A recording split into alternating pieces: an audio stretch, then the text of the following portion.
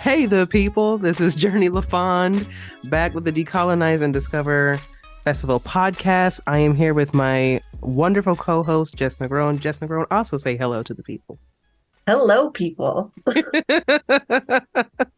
We are very excited to be bringing you our second episode. Like we're professionals or something. Is wild.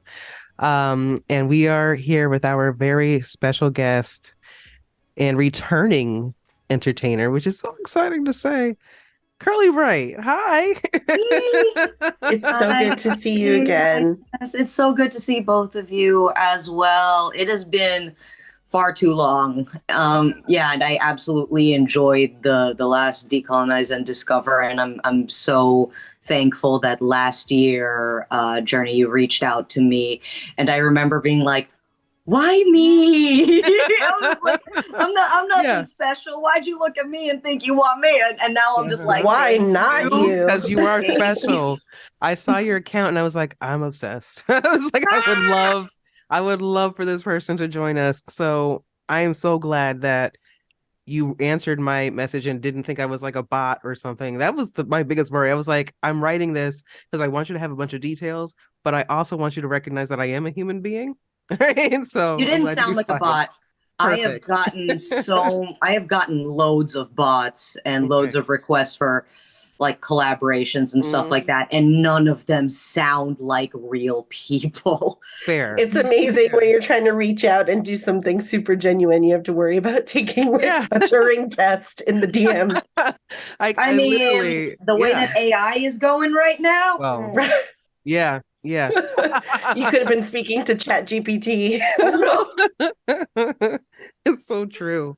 Yeah, no, legit. I was like scripting in my head and I was like, is it a normal human thing to say, hi, I'm human. Also, there's this festival. Like, I was like, what do I say? So yeah, super appreciative of you being with us last year and then returning this year. It's huge. And just kind of like, I know that I'm just like fanboying all over like your performance style, your vending and all of that stuff. So I can't wait to get into it. For those of you listening to the podcast who, for whatever reason, don't know, Decolonize and Discover is returning to Ye Old Commons this June, the 16th through the 18th. So we got 3 days of fun and nerdiness and creativity racked up for you. And if you don't already have your got tickets. Yes. Yes. Mm-hmm. They're on sale already. You can right there with you. Absolutely. Thank you, Jes. Appreciate you. So let me go ahead and get into it. Can you tell us, Curly Bright, first of all, like, can you give us a refresher on your pronouns, how you like to be addressed, your title as a performer? I want people to know exactly how to address you when they see you at the Commons. Gotcha. Well, my pronouns are she, her. I do have quite a few friends who have been exploring their identity, and I've definitely been thinking about it as well. So far, I definitely feel like she, her pronouns still fit me, but lately I've been doing a lot more drag king performances and a lot more like gender fuckery performances, and I actually feel like, even though I identify as female, I feel so happy being up on stage and playing around a little bit. And that's something that I didn't really explore last year when I performed. But this year there's going to be a lot more playing around with gender, a bit more drag, a bit more partial drag, that sort of thing. And now that I'm excited for you to see this. I've started wearing beards. I love that stuff. I remember some of the last year, so I'm excited. Like I respond to Curly. I've even had like kind of turned my head whenever someone's like at a fast food place and they mention curly fries. I'm like, wait, what? No, that's a Yeah. thing. Someone I had a friend a few years ago just start calling me curly fries, and I'm not mad at it. They're both amazing snacks, curly bright and curly fries. Yeah, there you Hey! go. That's perfect. We appreciate it. And like I'm always here for the gender fuckery. Yes. Yeah. And I think that drag and probably burlesque too, but I personally have more experience with drag, but I think like getting into that aspect of performing tends to unlock something in the performer. And it's like, oh my God, I can Right. do all of this with gender and like presence and all of this and just oh, there's nothing like it. So I'm excited to see you on that path. It's dope. I'm in awe of you both when I see you performing and stuff. It's amazing. I don't know that I could ever get up there. See, now I got to get you up there. Now that you said that, I'm like, oh, okay, well, it's It's cool. happening Yep. now. You've sealed your fate. Uh-oh. There's got to be like an audience participation thing that happens during intermission or Mm. something. I don't know. Ooh, don't tempt me. Okay, okay. Wait. I have actually always wanted to do something like that where like I'm producing the show and then during the intermission we get somebody dragged up and like get them out there little baby like drag babies on the stage. I think that's very cool. Just have like just have a box and it's like here's your feather boa. Exactly. We have Yes. to make little Yeah. starter kits. Yeah. Yes. Yes. Yes. I'm here Exactly. for it. Here's your massive wig, and if you want, here's a beard you can hook onto your Yes. ears. Like there you go. Exactly. Just spread it all over. I love it. I love it. Appreciate you. So, Curly Bright, tell us a little bit about what it is that you do and how you got into. Because I know, and Jess knows, we've seen you in action, but I want people who are coming to the festival for the first time to get a full idea of like, who is Curly Bright and what can we expect? All right. Well, I came from a Filipino Catholic background where my mom told me years and years ago that if I ever did burlesque again, Mm, then it showed that I hated my family. mm, But no, things have gotten better. Things have okay. gotten better. I remember at my sister's wedding, like my mom was just like, okay, I may not really agree with the sort of things you do with your life, but that doesn't change the fact that you're my kid and my priority is keeping the family together. So uh, my my family has definitely evolved. I um I mean like if they're very religious and God created me a certain way, and this is how I feel like I can be myself, and this is how I express myself, and this is how I feel the most comfortable and happy and fulfilled in my own skin, then it can't be wrong. Mhm. And I'm bringing joy to people. I'm bringing entertainment to people. I'm not hurting anyone. At least I don't think I am by doing weird stuff on stage. Yeah. Uh, I so love this is that. just my form of really feeling that this is where I belong. And it's been that way my entire life. I'd be listening to soundtracks from musical theater and all that, and just coming up with routines in my head. And a Mhm. lot of it has always been very sensual slash sexual, but I'm also on the asexual spectrum. I'm demi. Yeah, there you go. So it's weird that I'm polyamorous. I'm a sex worker. I'm a professional naked person. I'm also on the ace spectrum. And the Yeah. thing is, all of that can work with like all of that can work together. If you think about how many people are ace and also performing burlesque, it's a way to indulge and explore your sexuality without anybody touching you. Mm-hmm. And I Mm-hmm. feel like it's a Absolutely. fantastic way to to get off without, you know Yeah, what I mean? Yeah, exactly. absolutely. Absolutely. I Yeah, love and that. also I'm a nerd at heart, like super super nerdy, and that's why the stuff I do is almost exclusively nerdlesque. I feel like it's very difficult to come up with a concept in a vacuum. Mhm. So when I perform, I want to emulate a character. I actually started off with cosplay because I felt like I could emulate that character and be someone who I admired or someone who I wanted to be seen as. Yes. But I haven't really been cosplaying as much anymore because burlesque scratches that itch.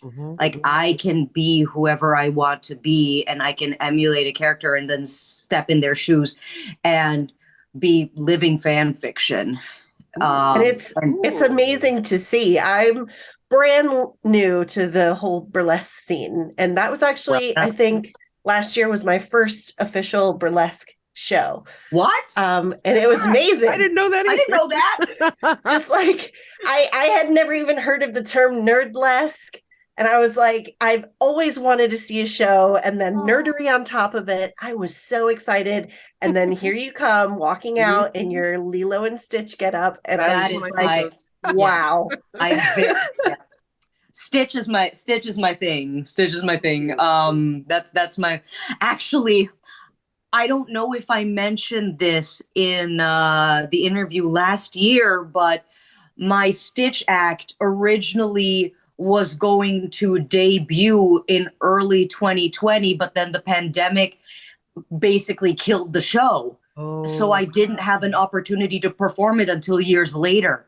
Wow. That same show finally got back to me a few weeks ago saying, hey, Curly, do you still want to do Stitch?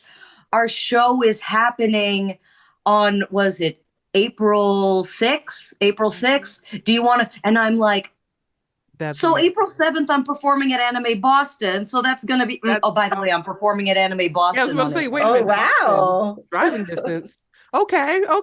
I will be kind of in the area, ish. Okay. Ish, yeah. All right, got you. Yes. I'm so excited that you get to do it the way that you wanted to do it. Like, this is going to be dope. I'm so excited for you. Congratulations. Yes, I'm glad I got to share Stitch with this audience. It seemed like a very, very receptive audience to it. But something I realized when I actually did a podcast interview with Victor Devon of White Elephant Burlesque, doing like songs that made look up We Burlesque, White Elephant Burlesque and Victor Devon. But when he interviewed me, and we talked about me being Asian and being a performer, and him asking me like, so how does that work with you, with people maybe casting you for acts which, you know, may not fully be your identity, kind of thing. And I was like, I didn't realize this before, but that might be why I do non-humans. My list of anthropomorphic characters that I have brought onto stage has been steadily increasing. I mean, you saw Pink Elephant. Now I've actually done Wilbur the Albatross from Rescuers Down Under. Oh my God, that's great. Yeah, that's amazing. That's fantastic. What memories? That definitely was a moment for some people where they're like, whoa. I'm feeling things. Yeah, I can imagine. That's fantastic. You know what? You know what? I could bring that to this. I could bring that to this, and the other one will be like a bearded drag. All right, we got. I'm here for it. I'm here for it. Little something for but I did think about that, and I was like, wait a second. A lot of the characters that I feel comfortable performing at don't really have a human race. I'm like, huh? Yeah. All right. That was a realization that I didn't expect to have. That is really interesting. Do you feel like doing the non-human characters is especially empowering for you because of that element, or is it the opposite? Like, where are your feelings with that? I mean, empowerment is not the right word, although it totally does. But I would say that I have more room to play, and I have more room with creative license. And I guess that's a a little bit of cosplay elitism trauma where, you know, how the nasty sides of cosplay are like, oh, you didn't do it right this way. Oh, you didn't do it right that way. You don't look like this. You can't be this. Like, you don't look like, you know, you're not the right body type. You're not the right blah, blah, blah, blah, blah. You can't say that when someone's dressed as Stitch.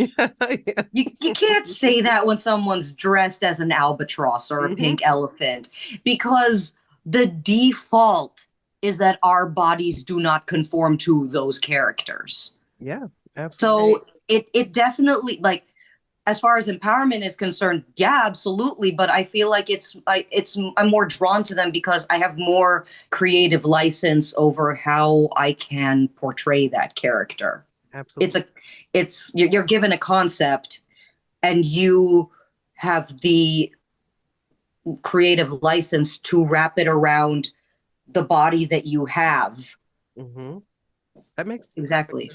That makes perfect Makes sense. And you know what? It's so frustrating too that that kind of thought goes through the cosplay community and, you know, all kinds of costuming and dress up communities, just because it's like, use your energy on people who have power, you know? Like, where is all this anger when we have Scarlett Johansson? Like, she should be like, you know, like, go after Scarlett, go after Emma Stone, leave the cosplayers alone. I will admit I did actually have a toxic phase when I was doing cosplay, but that was I thought about it after a while, and of course with therapy and all that, I'm like, I was just angry that I wasn't getting selected for X, Y, and Z. But like back when I was really big into cosplay and making all of my own stuff, and again with the Anthro, that was around the time when my main cosplay was Bonnie, the bunny from Five Nights at Freddy's. Oh wow! If you, I love that. I did an act to a metal version of the Toreador March as Bonnie. It was great. It was great, but I ended up like lashing out at cosplayers who store bought their costumes and then they would pose for pro shoots and get awesome photos, and I'm like, how dare you? That is not your work. That is someone else's work. And you are posing for a professional photo shoot. You are taking the credit for someone else's craftsmanship. And, you know, like that was my justification about it. And of course, it's wrong to take someone else's credit. And, you know, like, unless you, of course, give credit where credit's due and say, I bought it from here. I asked this person to do it. I commissioned this person. Then okay. But at the time, I had a very skewed and uneducated idea about how pro photo shoots work. I thought that if you were pretty enough or attractive enough and your cosplay was skilled enough, the photographers would seek you out and be like, you look amazing. Do you want to schedule a shoot with me? Right. That's not how it works, but that's how I thought it worked. Yeah. And I would like get really, really upset that no one would actually do these pro shoots with me.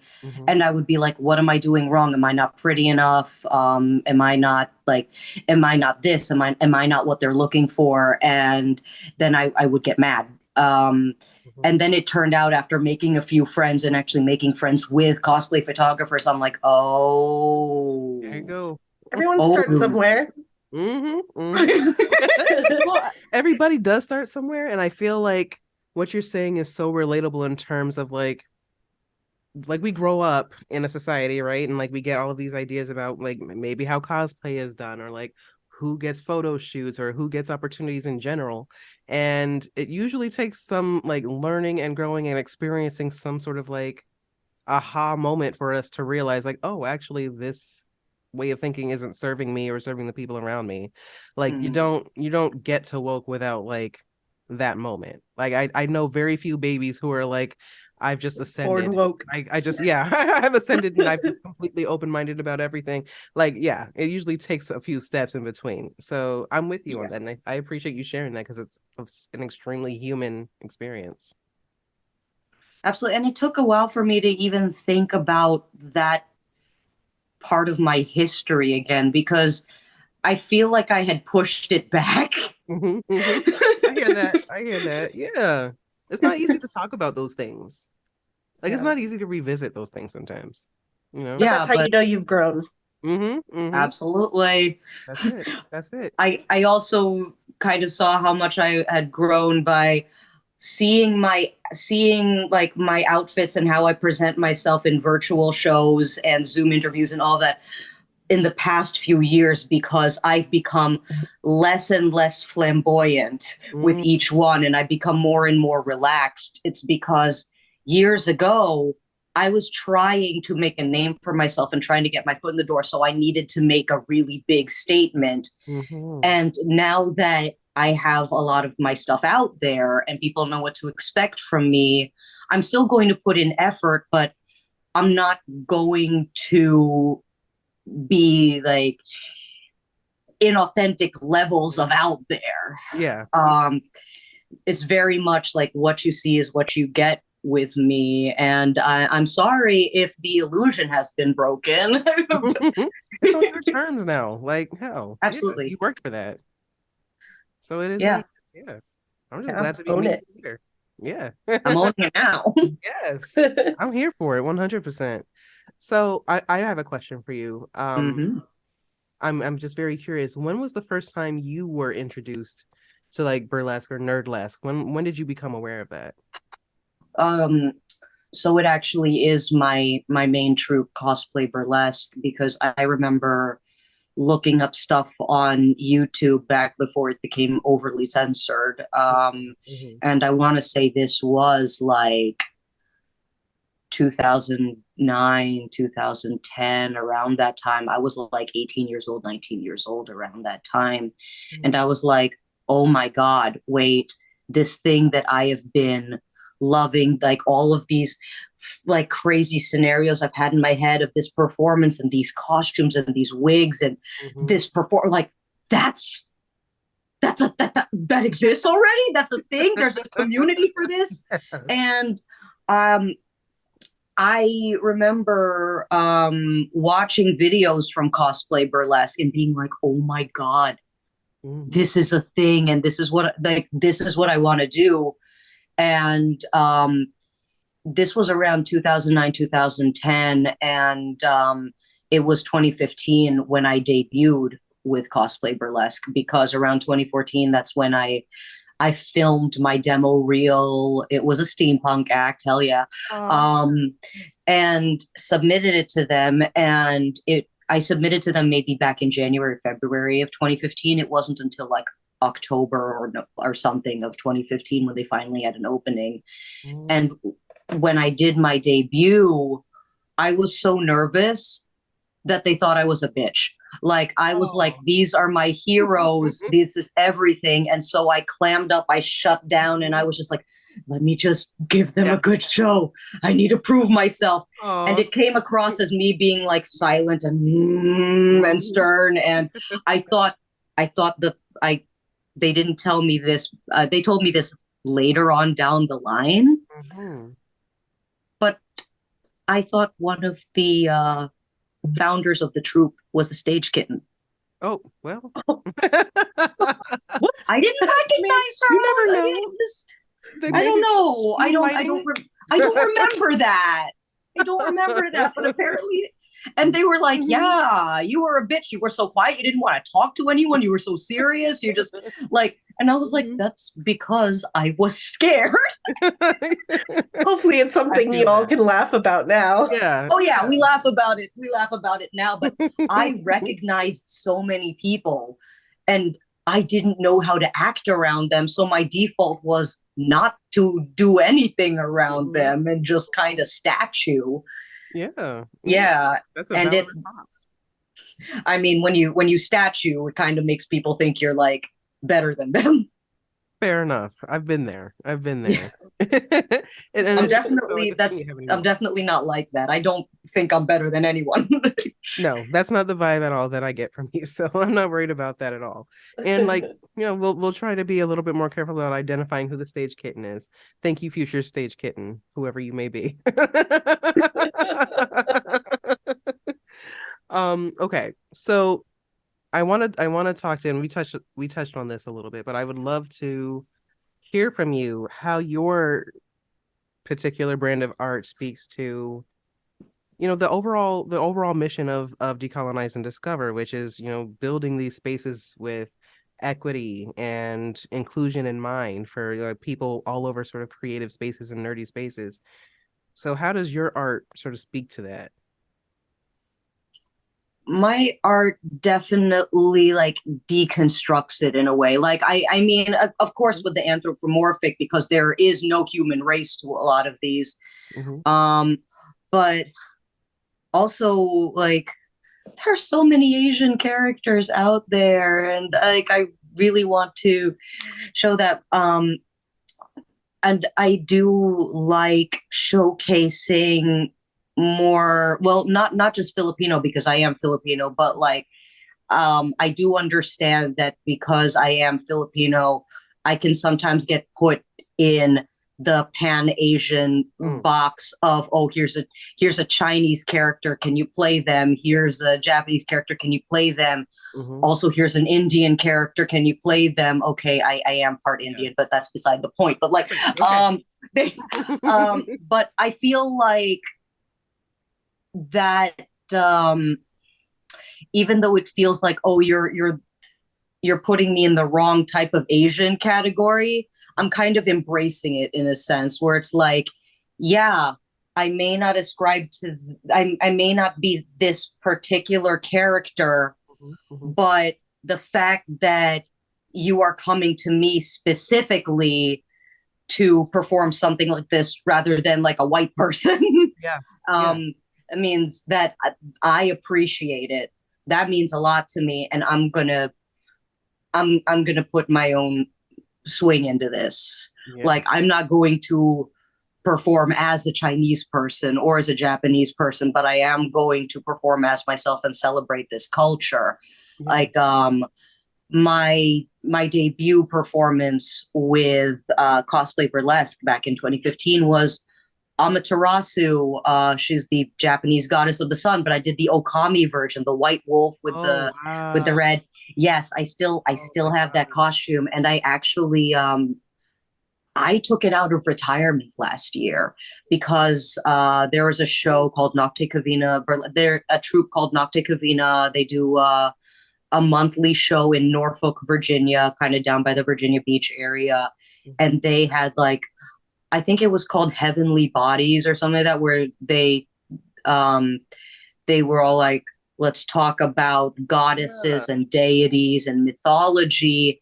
Yeah. And then they're like, wait, we haven't had anyone submit like from Eastern mythology or Japanese mythology. We would love to have this. And I'm like, oh, it's been a hot minute. Does this corset still fit? Barely. It's really interesting when you talk about having like such respect for the culture you're representing in the performance, even without being part of that culture, because it's just like all of these avenues, because they put like East Asians and just everything into these boxes. There are so few opportunities to like grab at. So you kind of have to grab what you can get, even if it doesn't 100% match you. And it just reminds me of just the mission that we're all going for here, is just getting to the point where it's so normalized that all of these opportunities exist, so that, you don't have to pick the one Asian role that's out there, and there are tons and tons to choose from. That's right. Yeah. I've noticed there are so many more like queer and non-binary shows popping up. There are shows that are exclusively for Black performers. There are shows exclusively for Asian performers. Like I saw that there's a show that's happening way far away from me, like in the West Coast, that is like run by Filipino burlesque performers, and it makes me happy to see that there is a space for everyone. And there are specific spaces where that if you fit within a certain marginalized demographic, you are at the forefront if you want to perform there. Mm-hmm. Absolutely. And that makes me so happy. Definitely. And people are paying for it. Yes. Yes. I mean, it's about time. It really is. Right. I agree with you, and I agree with Jess. Like, that is really the idea behind this festival, is like, let's uplift all of these gorgeous backgrounds and these rich cultures and these rich demographics, and show how incredible it can be to see these people in their element. Like, let's uplift them and give them that platform, because I feel like people don't know what the hell they're missing, and they need to know. They need to know. And that's why I get very excited about this festival, but also this show.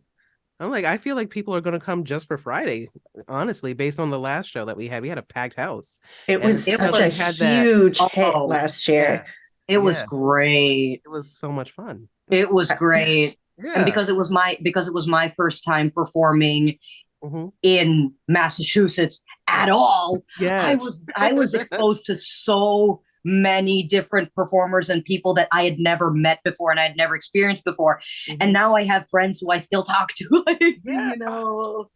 Yeah. Don't tell me that. Ah, that makes me so That's happy. perfect. Yeah, By it makes the me way, want to cry. That's exactly what we wanted. Yeah. Just an aside, I recently finished binging season 2 of Whichever Path. So I'm just like, Get out of here. Stop. For real? I binge a full season and then I like give myself a month or so because I'm like, that was heavy and I need time to recover. All right, let's jump in. That is so fair. I can't believe I am so excited. I'm feeling all the emotions tonight. It's like you got me crying and then you got me laughing. Oh no! I am so honored by that. I really am. I have such a profound respect for you and for what you do. So like knowing that we can create something that you enjoy really means a lot. I appreciate that. Absolutely. Sorry if you like, was there like an audio thing? My husband just came home, so I didn't hear anything. I think you're good. Didn't notice. You're good. Gotcha. Yeah. Y'all love him as well. I know. Yes. Yes. Amazing art. Hi. I didn't expect him to show up so close to the camera. I think last year I got like one of each of the prints that were on the booth. That's... Oh, if you want a full moon. Hey. Oh, hey, well. Go. This is not, another burlesque debut. Yeah. But if we want to talk about the vending, did y'all want to see like a sneak peek of the new pattern I made that I'll be selling like several different iterations of? Most definitely. So you're gonna make me go broke again this year. Yes. y'all are gonna like this. I call this my drip gore. Ooh, what? Ooh, I like that. That's beautiful. Oh my gosh, that's gonna get notice snatched up. Notice the black colors. Yes, that's gorgeous. Beautiful. That is gonna get snapped up. That is gonna get snapped up real quick. Are you making them all that color or different colors? Because I can see those going right off the shelf. This is the second one right now. If you make a non-binary one, I'm just probably just gonna buy it now. Oh, get the fuck out of here! That's so cute. Oh my gosh, we're gonna have to fight for that one. I'm sorry. That is so cute. Like, yep, they're all going to be different flags. All of them are going to be different flags. I am so excited for that. Those are going to fly right off the damn shelf. Okay. I do know that after I'm done with this one, the next one is going to be Pan. Get the fuck out. Okay. I'm excited. Like everyone loved the Among Us pride from last year. So I'm like, I wanna please let's do this. And I'm so happy that this is going that's all going to be debuting. Perfect. All right. I'm very excited. This is gonna be good. It's gonna be a good year. Made me forget what my other question was. I'm like, already, I'm like, oh, okay. So gosh. What was my next question? So we talked a little bit about the event itself and you coming to join us and how you got into everything. I would love to know, what do you think you want to see different this year? Yes. From what you experienced last year? I mean, it was the first festival we had thrown on that was like this. And I think we were flying by the seat of our pants just as much as the performers. let me tell you, as someone who has actually been on the ground floor of a convention and a big nerd event, because I used to be pop culture programming manager for Escape Velocity, which is a science fiction convention that lasted for a few years. It lasted maybe like 3 or 4 years before, everything hit the fan. But for a first go at it, I was impressed. It was very well organized and well contained, and it has a lot of room to expand because you've developed a firm foundation. Like I've definitely noticed that. And I've also noticed that there are a lot of cons that are not very organized and like are not good with security and not good with their selections of panels and programming. I feel like y'all did really good for year one. I'm very excited to see it expand, especially like if there was like more vendors, more live music. I'm super excited to see what would happen with that. Absolutely. Well, then you'll be excited to see this year. We've got some stuff up our sleeve. I just remembered something. I think I mentioned this to someone when I was there last year, but I actually do have my fire eating equipment. Oh, I think it might have been me that you were talking to. I think we were talking about that. Yeah. I can't really do anything too extravagant. I only took maybe like one major class. So I am trained. It's just I can't do any of the fancy tricks. But Currently, I don't think anybody else can eat fire at the event. So that's fair. You're already way ahead. That's fair. If I don't burn myself lighting a candle, that's a good day. Yeah, you got it. Yeah, that's you have an advantage being an outdoor venue. Yes. That there are things that you can do that you can't really do in a convention center or a conference hall or like a hotel. You can do a lot that is not allowed in like your standard event. You know what I mean? We're all about doing weird shit. And like we've been afforded this wonderful amalgamation of resources, including the ground. So like I'm all here. I am all about like doing it up. So if you want to eat some fire, like let's figure that out. Oh yeah. I need to write that down. Okay, my fire equipment. Because the last time I brought it out was last September. I went on a camping trip with some of my friends and I'm like, ooh, I can bring it out. So I did some like the fleshing and like the vapor pulling, just it was just with like a group of maybe 4 or 5 friends. And I'm like, I can't do this professionally because I haven't gotten to that point yet, but just doing it casually and doing a few different things, I'm trained enough for that. And I'm like, ooh, I would love to bring it. Let's do it. That would be dope. And like you're reminding me that we have other folks who are connected to us who do like circus performing and stuff like that. Like we could make this like a thing. We could make this like some aerial show or like circus and sideshow stuff. Make it happen. Could you imagine like Stonehenge? We got like fire eating and the Stonehenge monument that we've got over there. Yeah. Let me know if you invite someone who has like an A-frame aerial rig or someone who does like trapeze stuff, because like I don't know if you can see it behind the hamster page, but there's my hoop. There's my hoop. I do know. I named it KK Slider. That's good. That's good. I like that. That's perfect. Listen, we're gonna figure it out. So like anybody who's listening to this, you're gonna have to show up at Decolonize and Discover and see what we come up with, because it's gonna be good. It's gonna be amazing. It was great last year, and we only have more this year. That was what we talked about when we started planning this year's show. It was like, okay, how do we do that? Yes. And more. Exactly. Bigger and better, faster and stronger. Robot noises. So Curly Bright, where can people find you, catch up with you, learn more about you and the things that you do? All right. Well, you can find me on Instagram and Facebook. Look up Curly Bright Productions or just look up Curly Bright.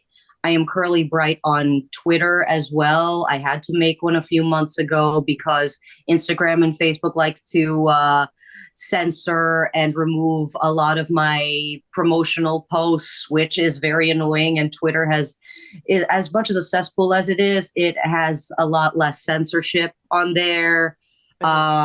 Also, you can look up Curly Bright on OnlyFans or Fansly. I'm there as well. I got some fun stuff for my subscribers there. There we go. Yeah. Very cool. Like that. Those are the just go onto any of the main social media sites and just look up Curly Bright. Perfect. Curly and bright like the hair, which mine is neither right now, but it sounds like a pony. I could see that. I could see that. Yep. You need your own cutie mark on the head. Actually, it was a Curly Bright. Originally, I made her to be like a purple unicorn with red hair who had my origin story. Curly Bright started out as a pony OC. I love that though. Yes. Yeah, and her cutie mark was a color wheel that was kind of swirled in the middle, but someone thought it looked like her butt was buffering. It was buttering. I like it. That's actually adorable, and I love that so much. Yeah, your girl was in the brony thing in the thick of it. Hey, bronies were like my main clientele for my scarves and stuff. They are the reason I was able to get all that off the ground because they had ideas, they had concepts, I made patterns, they had money. There you go. All right, bronies, come through. That's the recipe. Yes. As long as as long as you don't dive into certain elements of it, then we good. Yep. Yeah. There we go. No drama. That's right. I'm with it 100%. I so appreciate you taking the time to hang out with us tonight, and like it was fun. This has been really fun, and I'm like, I can't wait to like get all up back together and just do goofy shit. It's gonna be good. Yeah. Thank you both for having me. Again, I'm so excited.